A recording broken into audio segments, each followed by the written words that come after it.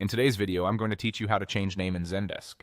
Whether you're updating your display name for clarity, correcting a typo, or aligning with a new team standard, this quick walkthrough will show you exactly how to do it and what to expect along the way.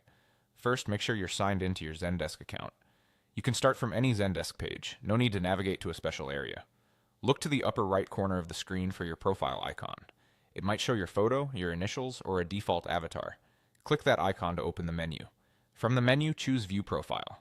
This takes you to your personal profile page where your name appears prominently at the top. This is the name that teammates and, depending on your setup, customers will see on tickets, comments, and notifications. Now click directly on your name at the top of the profile page.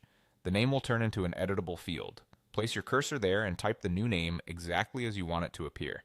Consider using a clear professional format, often first name and last name, so it's easy for colleagues and customers to recognize you. Keep things consistent with your team's naming conventions and avoid special characters that might not display well in email notifications. When you've entered the new name, simply click anywhere else on the screen.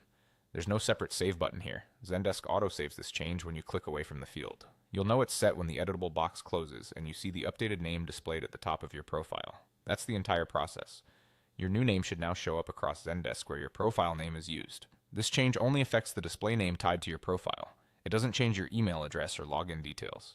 If you're working in a shared environment, your teammates will now see your updated name in ticket assignments and comments, and customers may see it in communications, depending on how your workspace is configured. If you don't see the option to edit your name, it could be because your organization manages profiles centrally or uses an identity provider that controls names. In that case, reach out to your administrator to update it for you. To recap, open your profile from the upper right icon, select View Profile, click your name to edit, type the new name, and click elsewhere to autosave. Simple, quick, and effective. Thanks for watching and enjoy your streamlined Zendesk profile.